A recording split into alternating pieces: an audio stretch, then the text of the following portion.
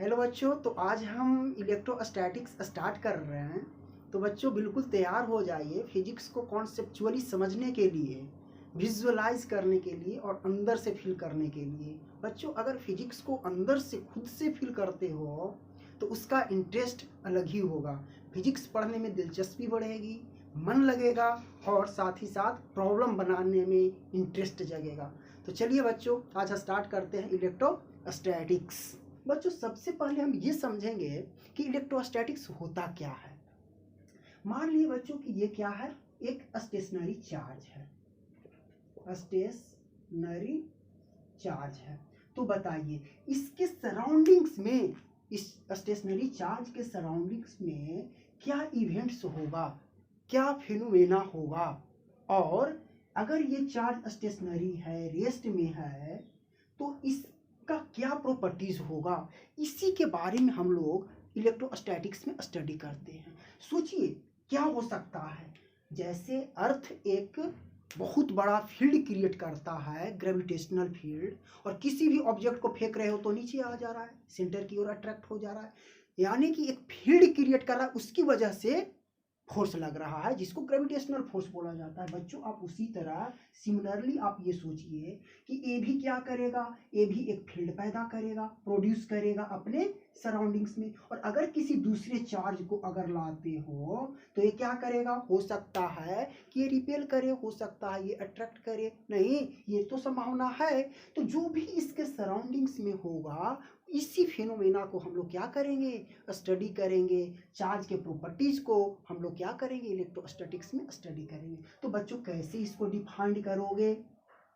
तो लिखिए electrostatics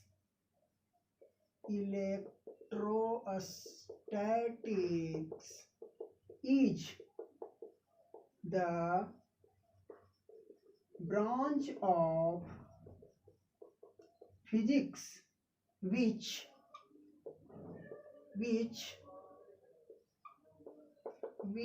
deals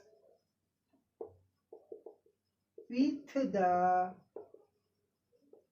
study of phenomena and properties of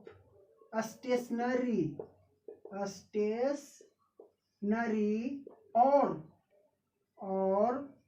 slow moving electric charge. करने का मतलब क्या हुआ बच्चों, बिल्कुल ध्यान से आप समझो कि मान लीजिए ये एक क्या है, स्टेशनरी चार्ज है। क्या है ये, रेस्ट में है।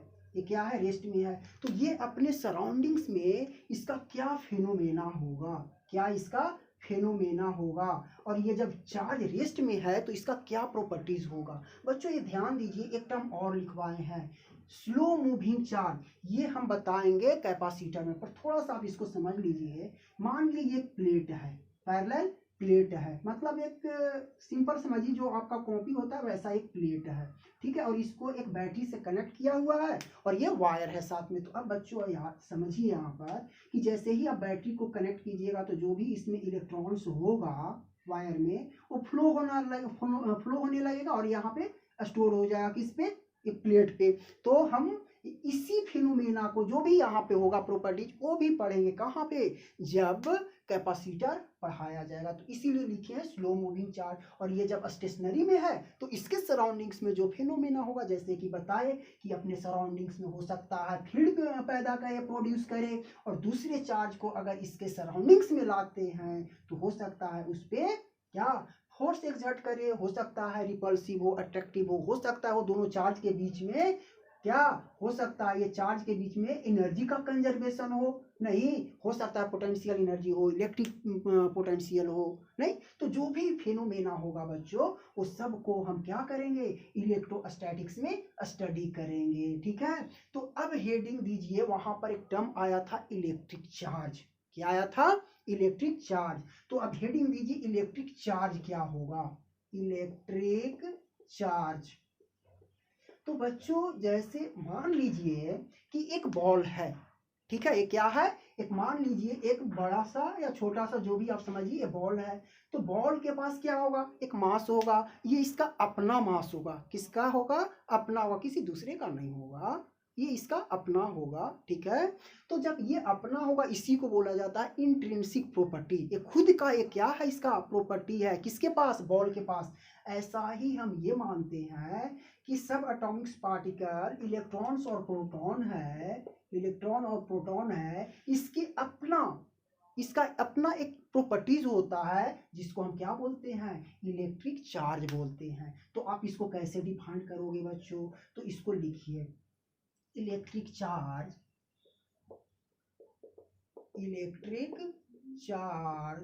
इज एन इंट्रिंसिक प्रॉपर्टीज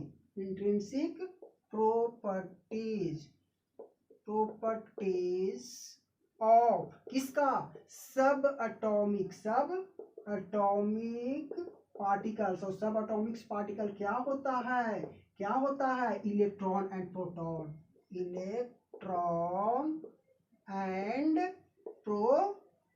क्या होता है, इलेक्ट्रॉन एंड प्रोटॉन। लाइक किसके जैसा, मास के जैसा, जिस तरह मास किसी भी ऑब्जेक्ट का, बॉडी का प्रॉपर्टीज होता है, वैसे ही चार्ज भी क्या होता है, किसी बॉडी का एक प्रॉपर्टी। नेक्स्ट पॉइंट में लिखिए,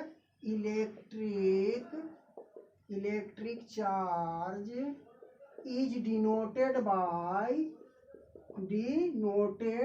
बाय स्मॉल क्यू से डिनोट कीजिए या कैपिटल क्यू से, वो आप पे डिपेंड करता है कि आप कैसे इसको डिनोट करते हैं। नेक्स्ट बच्चों, द एसआई यूनिट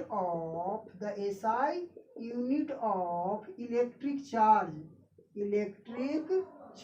क्या होता है बच्चों, कूलम्ब होता है। साइंटिस्ट का नाम है क्या, कूलम्ब, जिसको सी से डिनोट करते हैं। कैसे डिनोट करते हैं, सी से डिनोट करते हैं। और ये बच्चों पढ़ना है, ये जस्ट हम आपको सेकेंड हो सकता है वीडियो में आपको ये बताएंगे, कूलम्ब्स लॉ के ही बारे में पढ़ना है। और आधा इलेक्ट्रोस्टैटिक्स इसी पे डिपेंड करता है, किस पे, कूलम्ब्स लॉ पर ही डिपेंड करता है। तो बच्चों ये आपने 3 पॉइंट्स देखे, किसमें, इलेक्ट्रिक चार्ज में। अब है क्या, सब एटॉमिक पार्टिकल, जैसे इलेक्ट्रॉन, फर्स्ट में आपको बताया, ठीक है, इलेक्ट्रॉन एंड प्रोटॉन। तो अब ये देखिए कि इलेक्ट्रॉन्स, प्रोटॉन्स और न्यूट्रॉन सब एटॉमिक पार्टिकल क्या होता है। बच्चों इसके लिए एक छोटी सी हम कहानी बताते हैं, एक साइंटिस्ट का, नील्स बोर्स नाम का एक साइंटिस्ट थे। ठीक है, उन्होंने एक मॉडल तैयार किया, उस मॉडल को बोर्स मॉडल बोला जाता है। उन्होंने एक एक्सपेरिमेंट किया उस मॉडल में, ठीक है, और उन्होंने देखे क्या कि एटम में, ये मान लिए क्या है, एटम है, ठीक है, एटम के न्यूक्लियस में प्रोटॉन और न्यूट्रॉन रहता है, यानी एग्जिस्ट करता है। और इलेक्ट्रॉन जो है इसके चारों तरफ एक फिक्स्ड ऑर्बिट में क्या करता है, घूमते रहता है, चक्कर काटते रहता है। नहीं, तो आप कैसे इसको डिफाइन कर सकते हो, कैसे लिखोगे, तो फर्स्ट पॉइंट में लिखिए, electron revolves around the nucleus of an atom। Atom के न्यूक्लियस के चारों तरफ क्या करता है, घूमते रहता है। नेक्स्ट पॉइंट है, the electric charge on an electron. अगर आप इसको ई से डिनोट करो तो क्या लिख सकते हो, इसका निगेटिव होता है, कैसा है, निगेटिव चार्ज होता है, 1.6 इंटू 10⁻⁻19 कूलम। अगर आप इसको ई से डिनोट करो तो ये कूलम है, किसका, यूनिट है, जैसा कि हम आपको बताए। थर्ड पॉइंट में है, आप लिखिए, द मास ऑफ इलेक्ट्रॉन। अगर आप इसको एम ई से डिनोट करें तो इसका मास होता है 9.1 इंटू 10⁻31 kg। समझ सकते हो बच्चों कि कितना कम होता है मास इसका, 10⁻31 है, नहीं, यानी कि उतना नीचे आ जाएगा, डिवाइड हो जाएगा। कहने का मतलब 9.1 इंटू 10⁻, कितना, 31 टाइम से क्या करना पड़ेगा, डिवाइड करना पड़ेगा। सोचो डे टू डे लाइफ में कितना छोटा बड़ा मास देखते हो, और इलेक्ट्रॉन्स का मास कितना है, नहीं, बिल्कुल निग्लिजिबल है, ध्यान दोगे इस पॉइंट को। नहीं, इसके बाद नेक्स्ट पॉइंट है बच्चों, इलेक्ट्रॉन हैज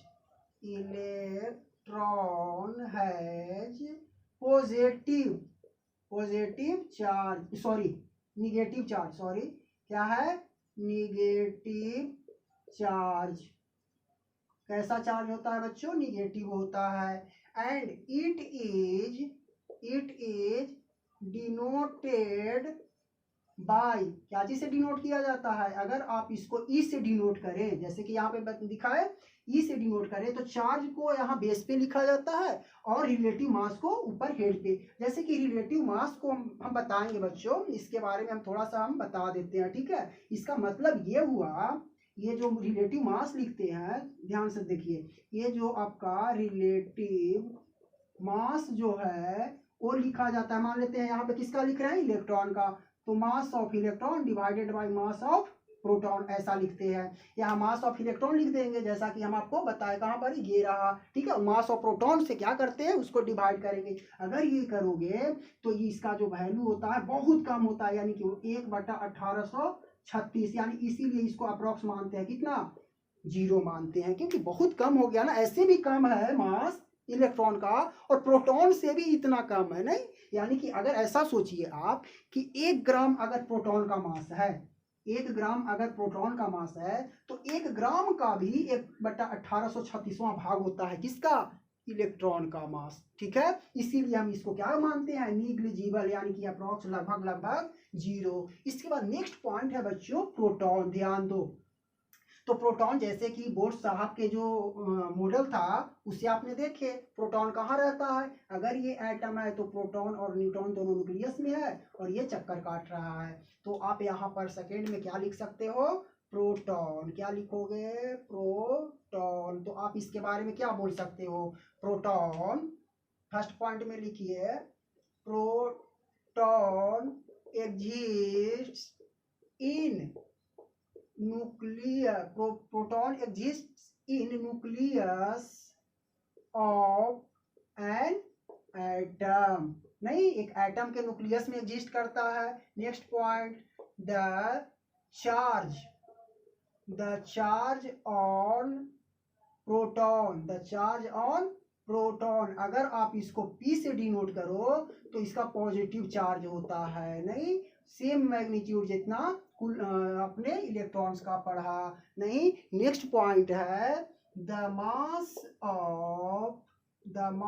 ऑफ प्रोटॉन, नहीं, इसी को बोल रहे थे कि अगर आप इसको MP से डिनोट करो तो मास ऑफ प्रोटॉन कितना हो जाएगा, 1.672 इंटू 10⁻⁻27 kg, ये किसका मास है, प्रोटॉन का मास है। और समझ सकते हैं उसका -31 था, कितना है, नहीं, और इसका -27 है पावर, ठीक है।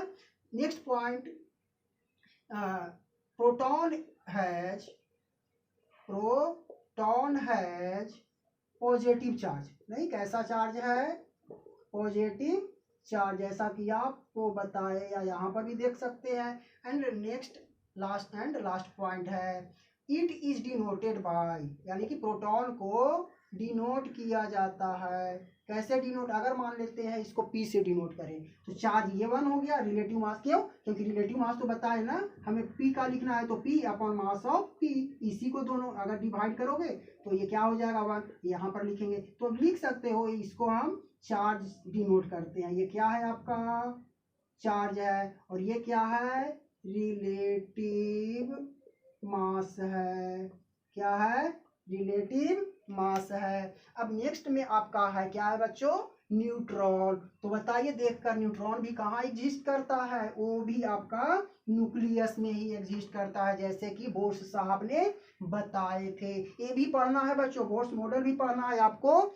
जब मॉडर्न फिजिक्स पढ़ाया जाएगा, नहीं। तो इसके बाद नेक्स्ट आपका है न्यूट्रॉन, तो हेडिंग दीजिए क्या, न्यूट्रॉन। तो बताइए इसको कैसे आप डिफाइन करोगे, तो लिखो न्यूट्रॉन, फर्स्ट पॉइंट में, neutron also exist in nucleus, कहाँ पे, न्यूक्लियस ऑफ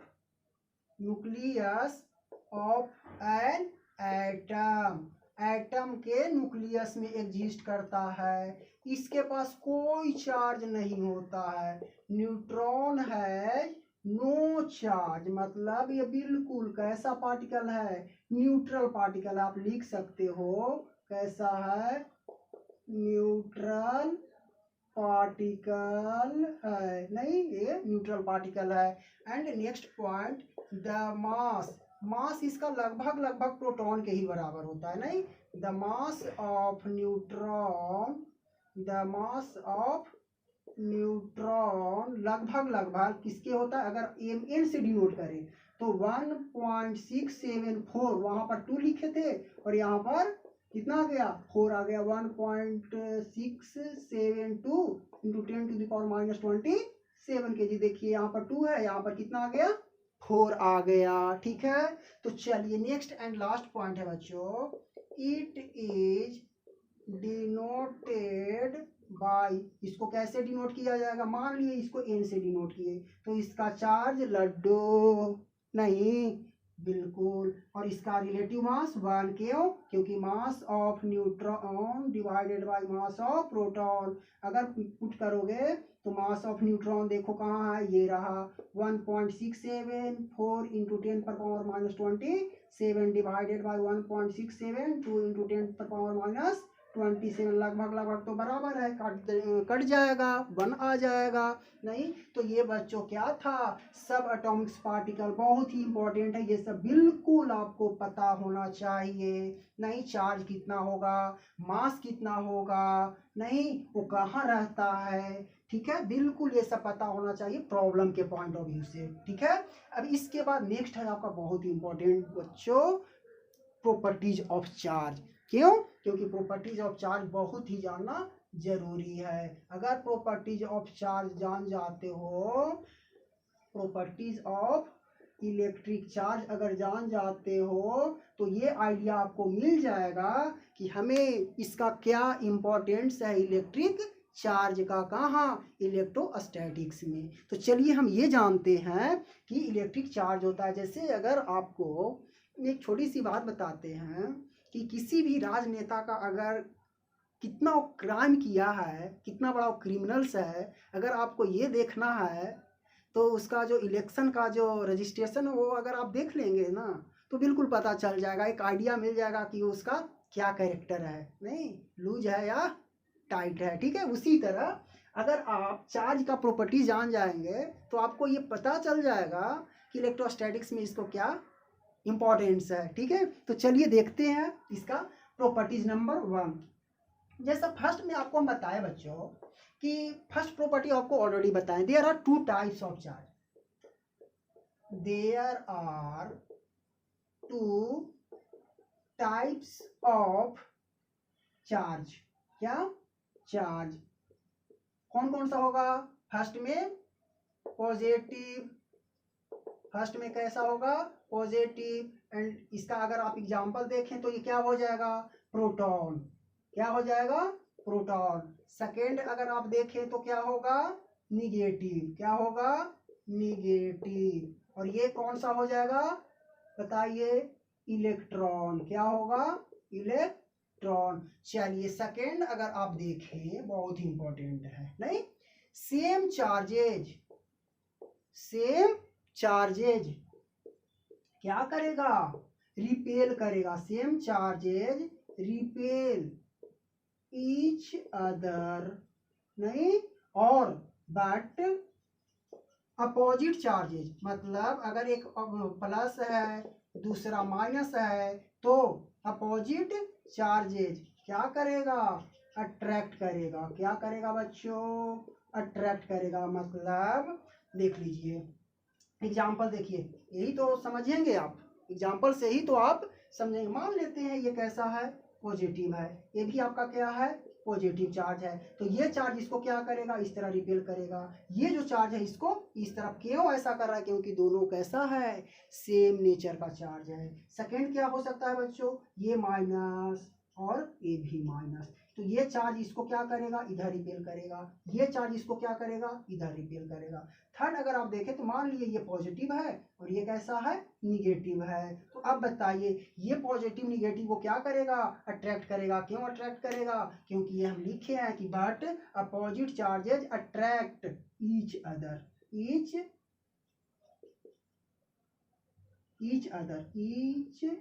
अदर नहीं, एक दूसरे को अट्रैक्ट करेगा। तो अगर अपोजिट होगा तो ये प्लस माइनस को अपनी ओर, माइनस जो है वो प्लस को अपनी ओर। वैसे ही थर्ड आप देखेंगे कि मान लीजिए ये निगेटिव है और ये कैसा है, पॉजिटिव है।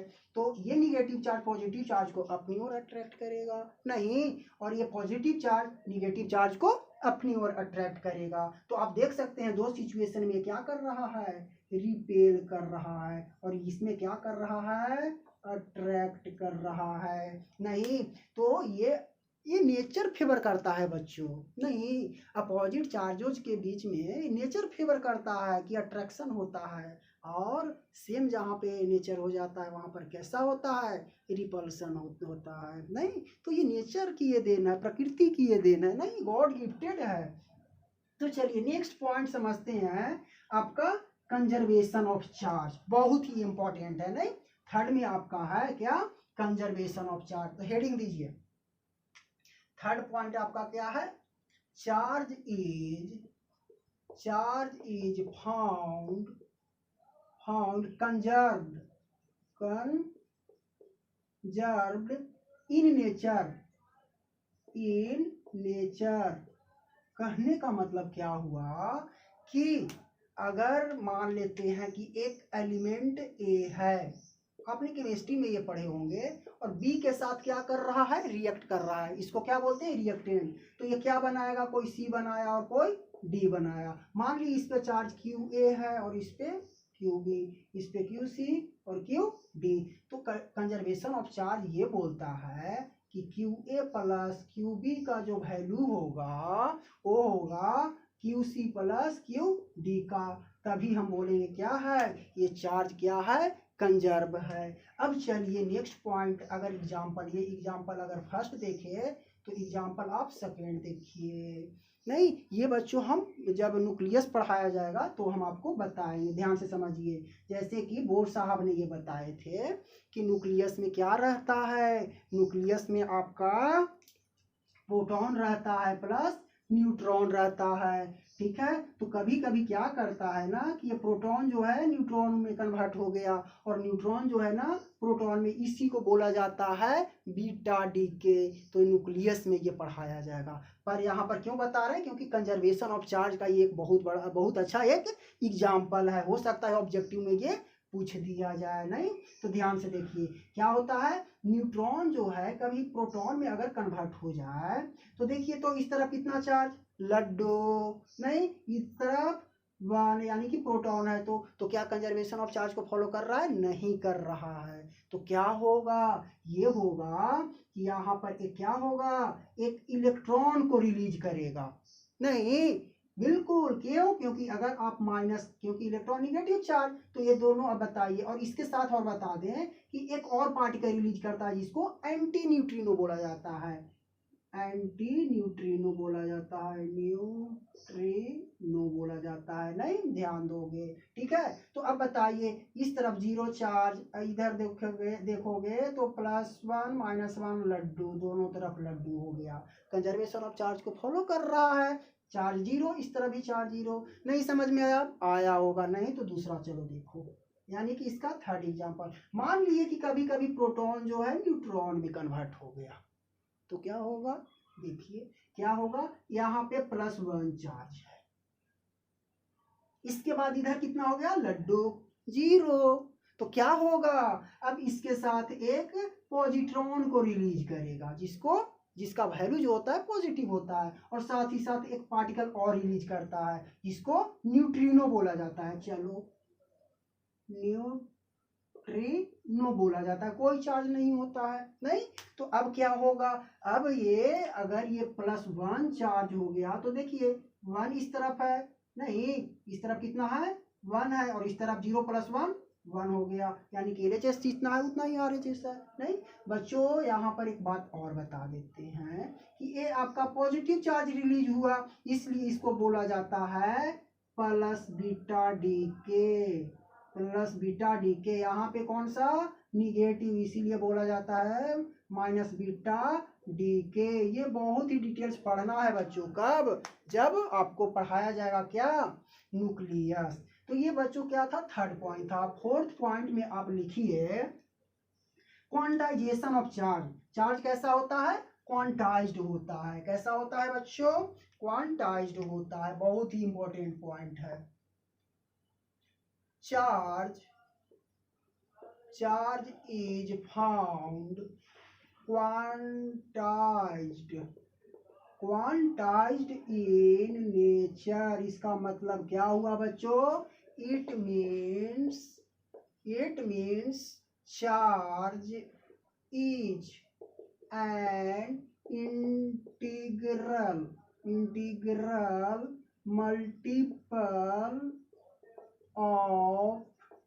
Multiple of e. इसका मतलब इलेक्ट्रॉनिक चार्ज। इसका वैल्यू आपको पता होना चाहिए। इसका मतलब डेट इज क्यू जो है, मान लीजिए कोई बॉडी है तो इस पे चार्ज कितना होगा, वो क्यू जो है प्लस माइनस एन ई होता है। इसका मतलब ये हुआ बच्चों कि एन का जो वैल्यू है हमेशा 1 2 3, इसका मतलब जो लिखे ये हुआ, हमेशा इंटीग्रल होगा। अगर बोला जाए एन का वैल्यू 1/2 होगा, नहीं होगा। 4/5 होगा, नहीं होगा। 10/21 होगा, नहीं होगा। तो क्या होगा, तो हमेशा इंटीजर के रूप में होगा। तो ई का वैल्यू आपको ये भी पता है कितना होता है, -19 कूलम ए आपका होता है।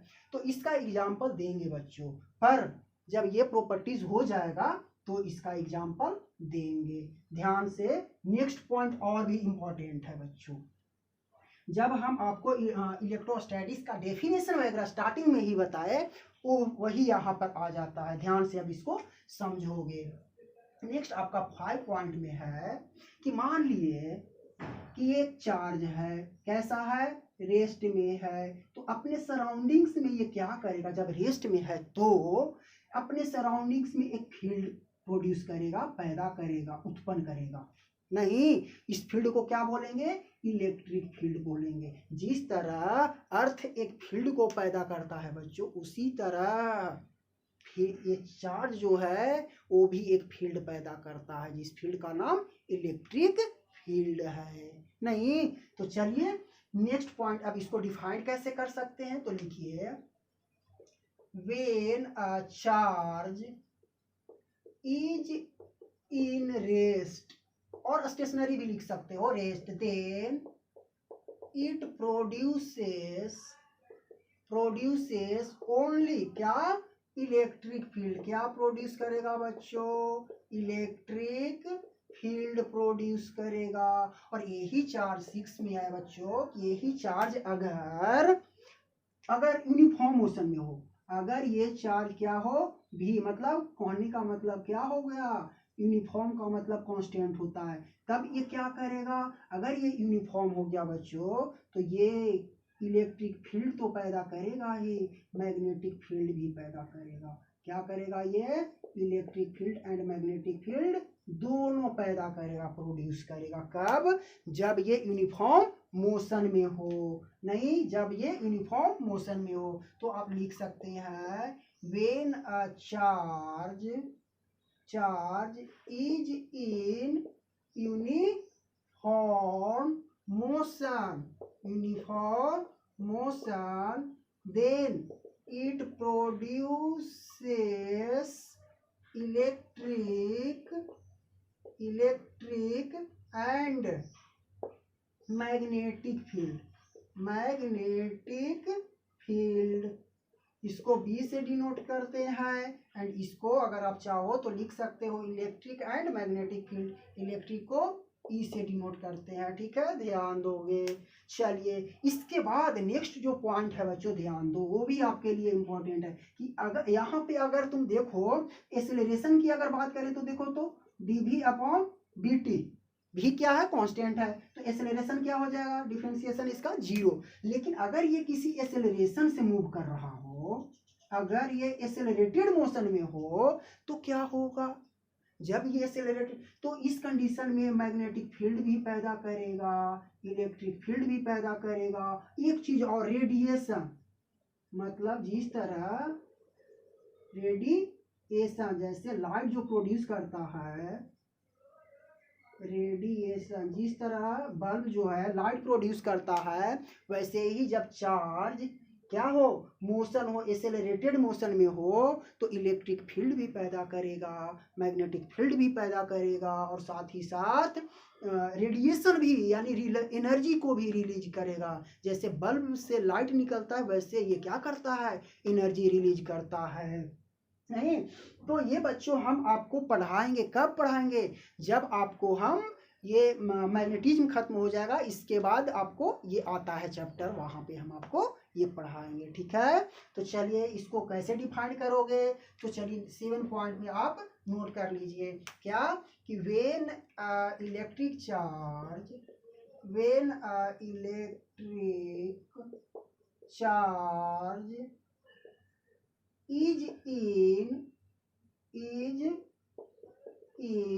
accelerated motion,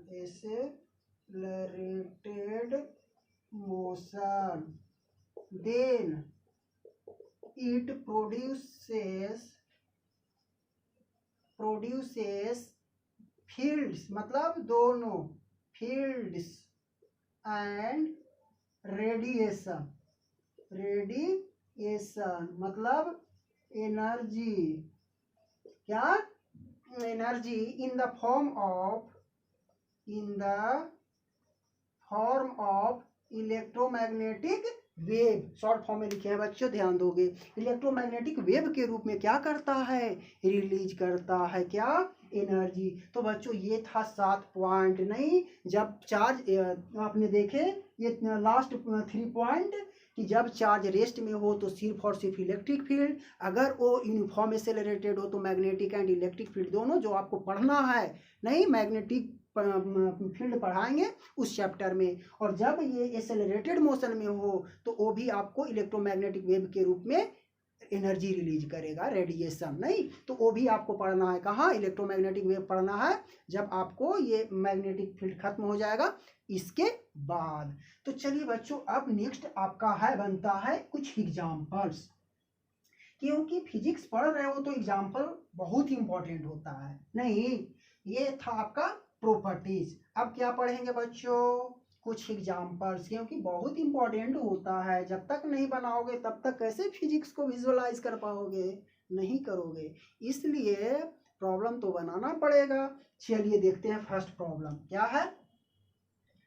एग्जाम्पल 1, मान लिए कोई बॉडी है बच्चों, इस पे जो चार्ज है दिया हुआ है 1 कूलम। अब इस पर आपसे पूछ रहा है कि बताइए कि इस पर एन का वैल्यू क्या है, मतलब चार्ज इलेक्ट्रॉन्स का वैल्यू, वो पूछ रहा है कि इलेक्ट्रॉन्स कितना होगा। तो बताइए, क्वांटाइजेशन बताए हैं, क्यू बराबर प्लस माइनस एन, यही ना होता है क्वांटाइजेशन बच्चों। बताइए जब ये होता है तो अब ये बताइए, चार्ज तो दिया हुआ है 1 कूलम प्लस माइनस एन, और ई का भी वैल्यू पता है, हमें यहाँ से क्या निकालना है, एन। बच्चों एक बात और, कि अगर चार्ज दिया हुआ है निगेटिव, इसका मतलब कि जब भी होगा तो इलेक्ट्रॉन्स होगा, क्यों, क्योंकि इलेक्ट्रॉन्स पर ही तो निगेटिव होता है, क्या होता है चार्ज, निगेटिव चार्ज इलेक्ट्रॉन्स पे ही होता है, ठीक है। और ऐसे में भी हमें यहाँ पे क्या पूछ रहा है, नंबर ऑफ इलेक्ट्रॉन, तो जब भी होगा तो पॉजिटिव वैल्यू होगा, और ऐसे भी अगर चाहो तो ये कट जाएगा निगेटिव साइन, तो सिर्फ एन का वैल्यू क्या बोलोगे, 1/e। अगर इसका वैल्यू निकालोगे, पुट कर दो 1/1.6, बिल्कुल ये जो डेटा जो भी है बच्चों याद होना चाहिए, 19, ठीक है। बिल्कुल इलेक्ट्रॉन का मास कितना होगा, फिर उसका चार्ज कितना होगा, ये डेसिमल को हटा दिए, ऊपर चला गया, इंटू 10 पर पावर कितना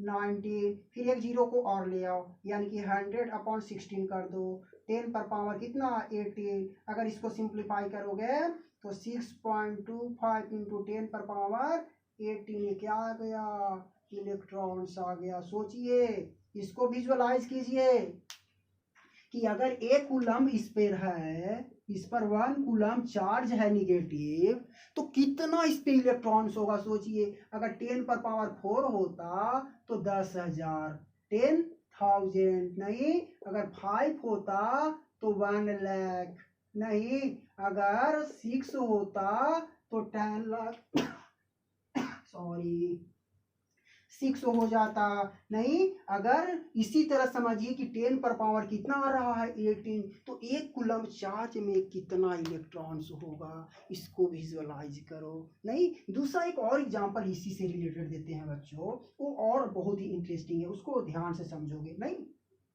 सेकेंड है आपका कि मान लिए कि एम दिया हुआ है 100 ग्राम। नहीं, क्या है 100 ग्राम ऑफ H2O। अब इसमें पूछ रहा है कि बताइए फर्स्ट में कि N का वैल्यू क्या होगा, सेकेंड में पूछ रहा है कि Q का वैल्यू क्या होगा। तो अब सोचिए कैसे इसको सॉल्व कीजिएगा।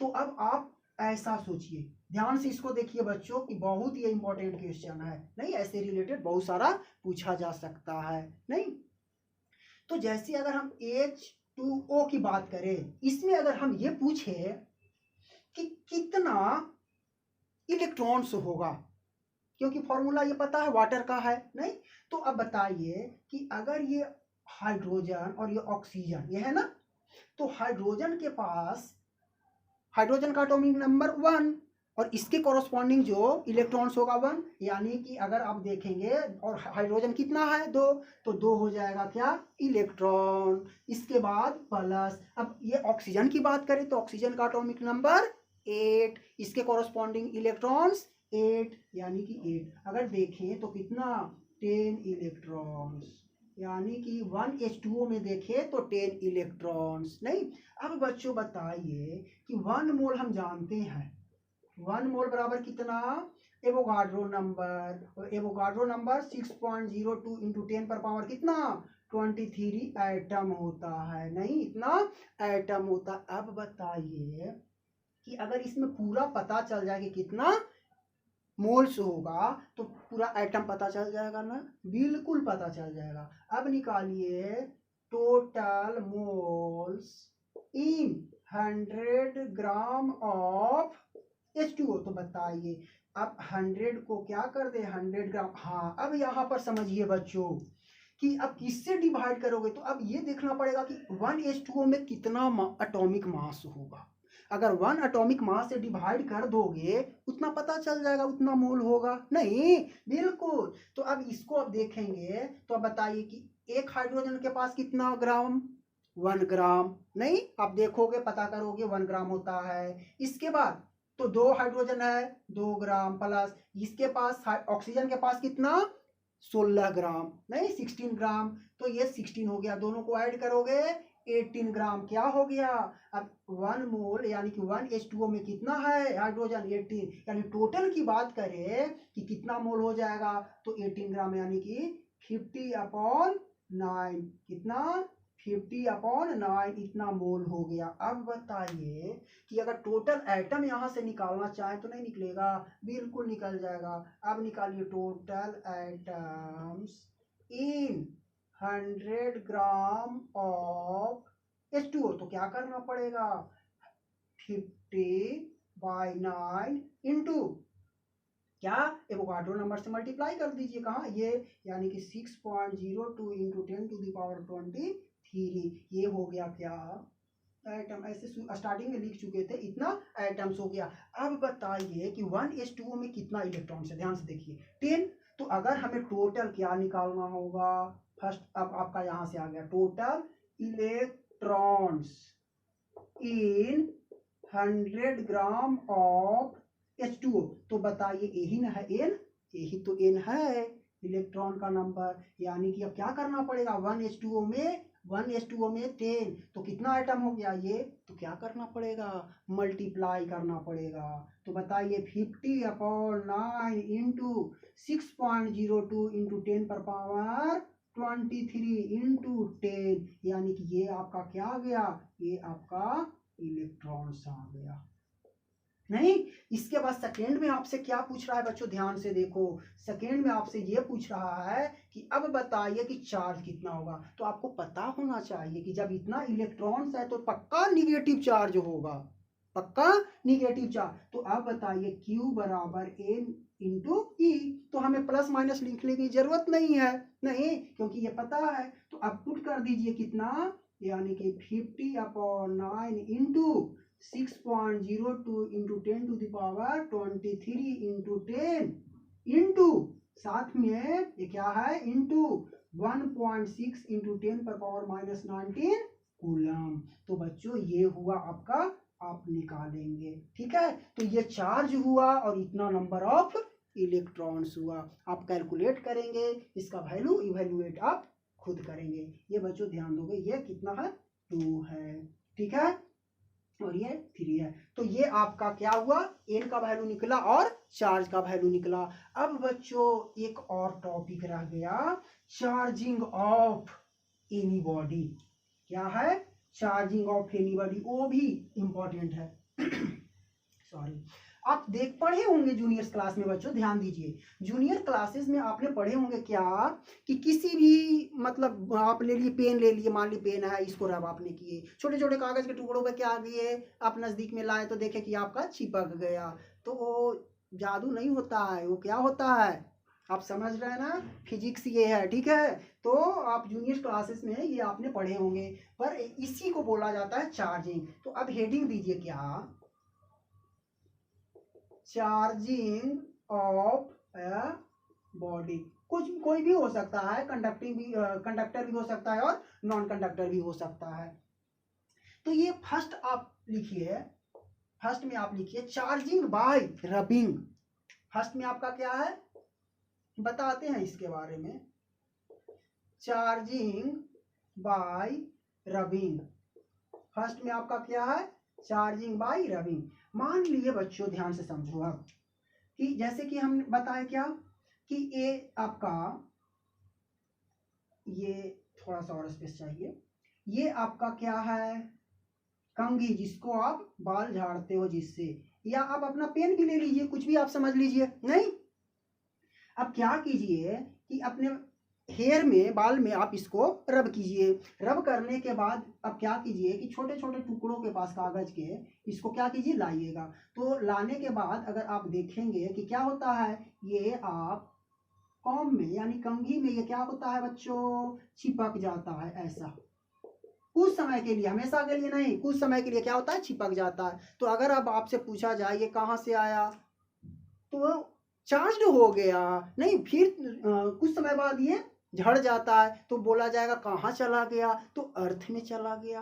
कैसे, आपके शरीर के थ्रू क्या हो जाता है, अर्थ में चला जाता है। जैसे समुद्र पानी के लिए एक खजाना है, वैसे ही अर्थ जो है वो किसका खजाना है, इलेक्ट्रॉन्स एंड प्रोटॉन्स कह लीजिए, पर सिंपली हम इलेक्ट्रॉन्स की ही बात करेंगे। क्यों, क्योंकि इलेक्ट्रॉन्स तो ही मूव करता है, प्रोटॉन्स तो न्यूक्लियस में बाइंड रहता है, नहीं।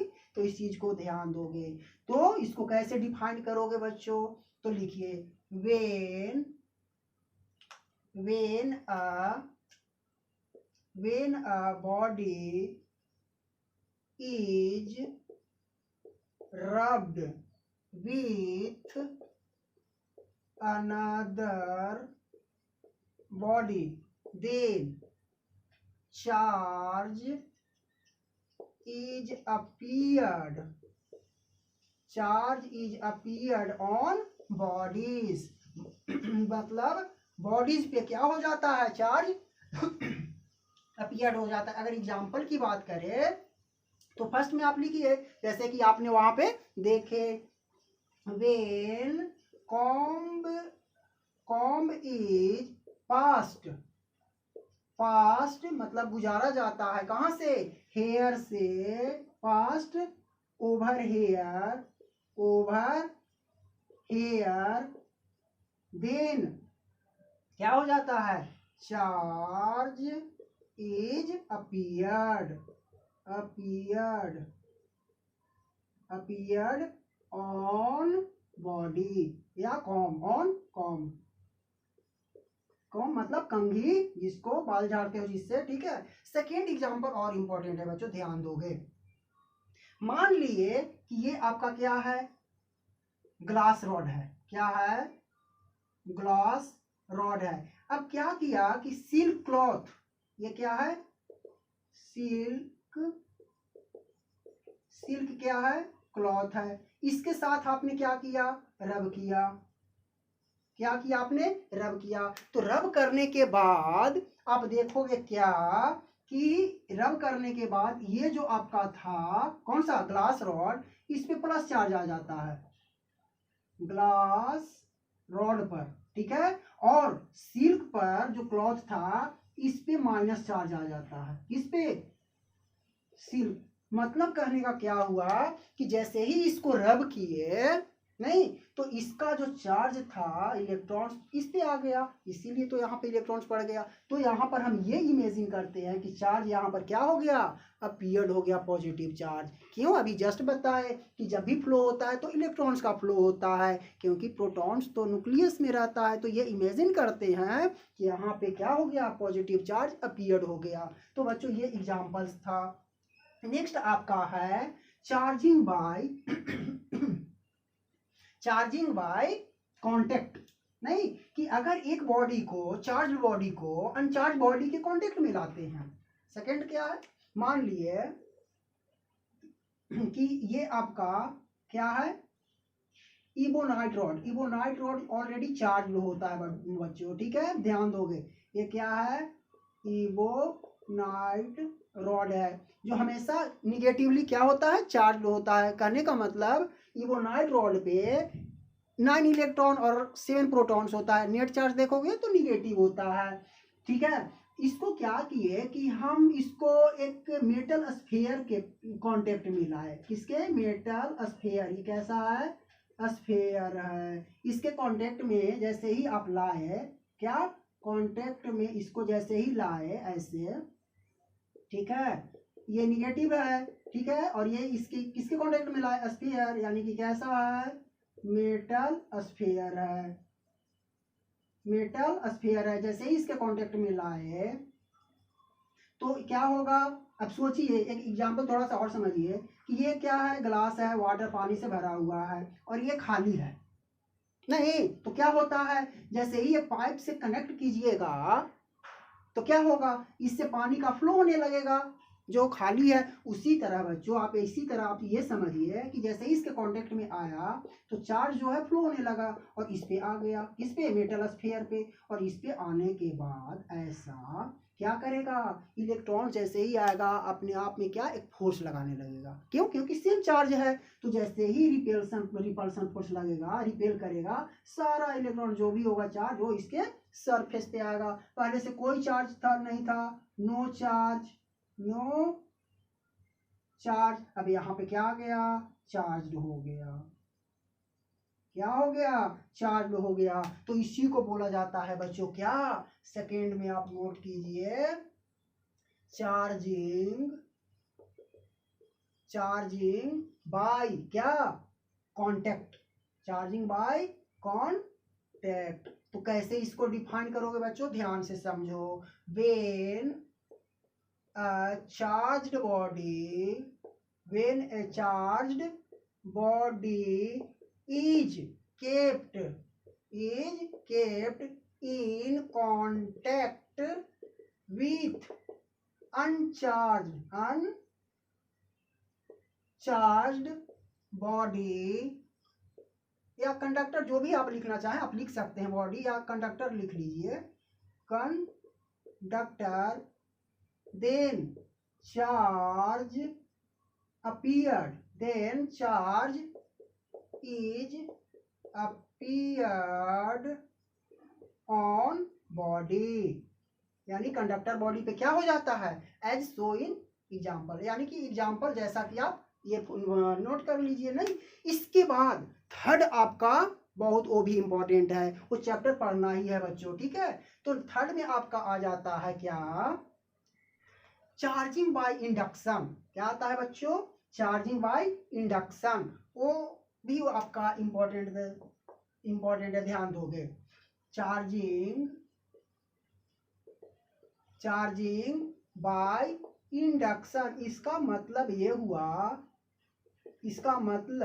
ये हुआ कि यहाँ तो कांटेक्ट में लाए थे नहीं, अब इसमें क्या है कि किसी सेपरेशन पे अगर नजदीक लाते हो, क्या इसी को अगर आप देखो तो क्या होता है कि अगर आप ये दोनों क्या है ऐसे आपने लाए नजदीक में, ठीक है, नजदीक में लाने के बाद क्या देखोगे, ये मान लिए ये सेपरेशन पे है, अगर तुम नजदीक लाए इससे और क्या किया, नजदीक लाया, तो इस पे ऑलरेडी क्या है, चार्ज है नहीं, और ये स्फीयर पे क्या है, बहुत सारा इलेक्ट्रॉन्स है, बहुत सारा क्या मेटल है, तो क्या होगा, बहुत सारा इलेक्ट्रॉन्स होगा। तो इलेक्ट्रॉन्स होगा तो बच्चों क्या होगा, ये जैसे ही इलेक्ट्रॉन्स नजदीक आएगा तो ये फोर्स लगाएगा इलेक्ट्रॉन्स पे, फ्री इलेक्ट्रॉन्स है तो अगर नियर केप्ट नियर, तो ये दोनों क्या होगा बताइए, ये स्फीयर जो है ऐसा कुछ हो जाएगा, इस पे निगेटिव चार्ज क्योंकि रिपल्सन फोर्स लगने लगेगा, और इधर क्या हो जाएगा, पॉजिटिव चार्ज। हम लोग ये इमेजिन करते हैं कि इस तरफ पॉजिटिव चार्ज शिफ्ट कर गया, नहीं इधर निगेटिव चार्ज टोटल आ गया और इधर शिफ्ट हो गया। अब बच्चों क्या होगा कि जैसे अब इसको ग्राउंडेड करोगे, इसको क्या करोगे, ग्राउंड करोगे, तो ऑलरेडी इधर प्लस चार्ज था, इधर क्या था, प्लस चार्ज था। अब ग्राउंड अगर करोगे, अभी बताए क्या कि अर्थ एक खजाना है, किसका, इलेक्ट्रॉन्स का, उससे निकालो या डालो कोई फर्क नहीं पड़ता है। तो टोटल जो चार्ज है ना वो कहाँ पे आ जाएगा, इलेक्ट्रॉन जो है ग्राउंड में, तो क्या यहाँ पे अपीयर हो जाएगा, यहाँ चला जाएगा तो यहाँ पर अपीयर्ड हो जाएगा, क्या अपीयर्ड हो जाएगा, ये पॉजिटिव चार्ज। क्यों, क्योंकि इलेक्ट्रॉन्स का जैसे ही फ्लो होगा, तो अब बताइए चार्ज अपीयर हो जाएगा। तो अब बताइए यहाँ पर कोई चार्ज नहीं था पहले, और केप्ट नियर, कांटेक्ट में नहीं, नियर ला कर रखे, नजदीक ला कर रखे, तो क्या हो गया, इंड्यूस्ड हो गया, क्या हो गया, इंड्यूस्ड चार्ज क्या हो गया, इंड्यूस्ड हो गया, उत्पन्न हो गया, ठीक है। तो आप इसको कैसे डिफाइन करोगे, तो लिखिए when charged body is kept near uncharged body, then charge is appeared on body। और मेटल जो भी आप, कंडक्टर जो भी आप लिखना चाहते हो लिख सकते हो, लिख लो मेटल, जैसे कि आप एग्जांपल देख रहे हो, ठीक है। तो बच्चों ये था आपका क्या, चार्जिंग ऑफ बॉडी। अब एक क्वेश्चन इससे बहुत अक्सर पूछा जाता है बच्चों, ध्यान दोगे, बहुत वो भी क्वेश्चन क्या है, इंपॉर्टेंट है। इसी को मान लेते हैं इबोनाइट, और ये जो सेकंड आपका जो था नहीं, क्या था, जैसे ही कांटेक्ट में लाए तो चार्ज क्या हो गया, अपीयर्ड हो गया, ठीक है।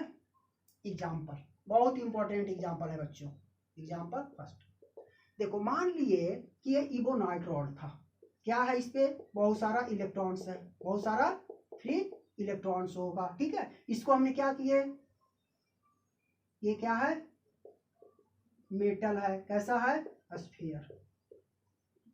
तो अब आपसे पूछ रहा है कि अगर इसके कांटेक्ट में लाए और इस पे क्या आ गया, चार्ज आ गया, तो अब बताइए कि इसका मास चेंज करेगा या नहीं करेगा। ये 4 ऑब्जेक्टिव दिया हुआ है, आप बताइए मास के बारे में क्या बोलोगे, अबाउट मास, इंक्रीज,